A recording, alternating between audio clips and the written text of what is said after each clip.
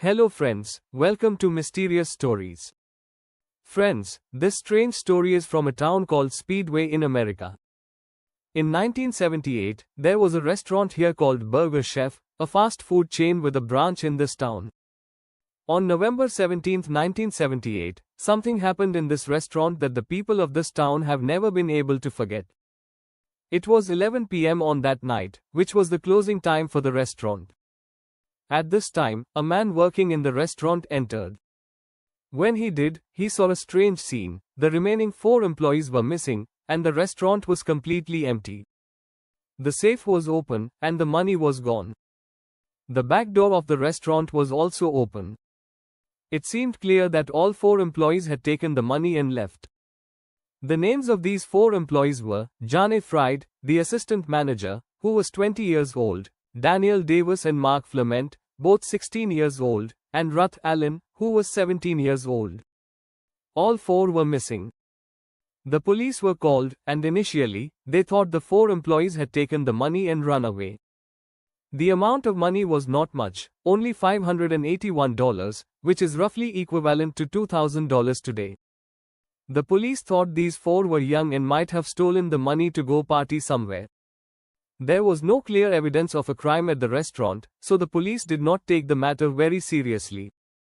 However, there was something strange. The purses and jackets of the 2 girls, Jane and Ruth, were left behind in the restaurant. The police should have found this odd, but they didn't pay attention to it. In the next 2 days, the restaurant was reopened, and new employees were sent to work there, but the case was far from simple.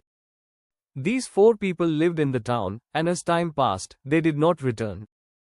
It was unlikely they would leave their jobs for such a small amount of money or leave their homes behind. The police became more suspicious when Jane's car was found in the town, empty. Now, the police realized they should have taken this case more seriously. They had not gathered evidence from the restaurant, nor had they found any witnesses. They still thought the 4 employees had stolen the money, but now they suspected something much worse had happened to them.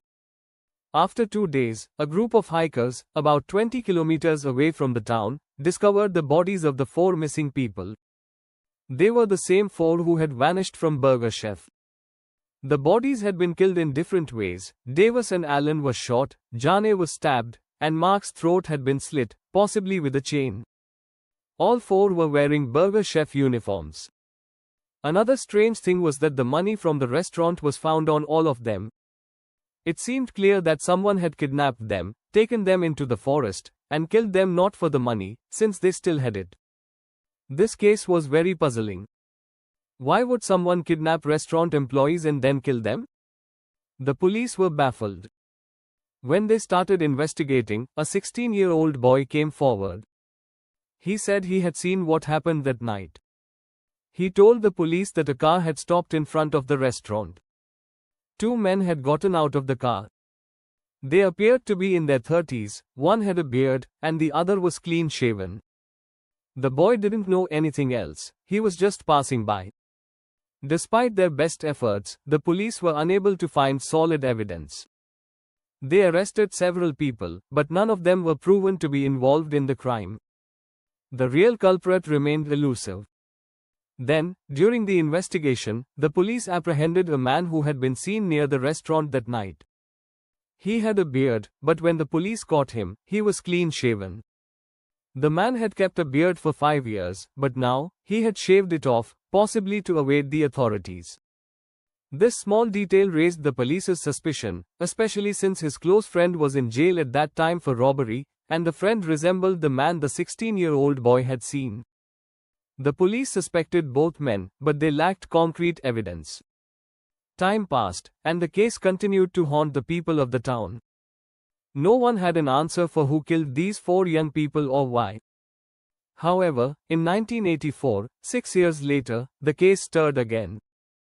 A dangerous criminal named Donald Forrester, imprisoned at Pendleton Correctional Facility, told the police that he had killed the 4 employees. Forrester was being transferred to a maximum security prison, and he made a deal with the authorities. He said, "I will tell you the whole story, but you must ensure I am not transferred." The police agreed, and Forrester's story was shocking. He explained that Jane's brother, James, had been involved in drug smuggling and had made a deal with Forrester. However, James had not paid Forrester the money he owed. Forrester and his friends went to the restaurant to confront Jane and intimidate her, but the other employees got into a fight with them. Forrester and his associates kidnapped them at gunpoint. At the time, there were no security cameras, which could have solved the case much sooner. But, when the police asked Forrester to show them the location of the murders, he led them to the exact spot where the bodies of the 4 employees had been discovered. This seemed to solve the case. The police learned from Forrester's wife that he had confessed to her as well, and even took her to the murder site. Forrester was presented in court, but in a surprising turn, he retracted his confession, claiming the police had coerced him into admitting the crime. However, the police remained convinced he was guilty. Forrester remained in prison and died there in 2006. It is believed that Donald Forrester was indeed the one who murdered the 4 employees. However, officially, the case remains unsolved in the police records to this day, a painful mystery that the people of Speedway have never been able to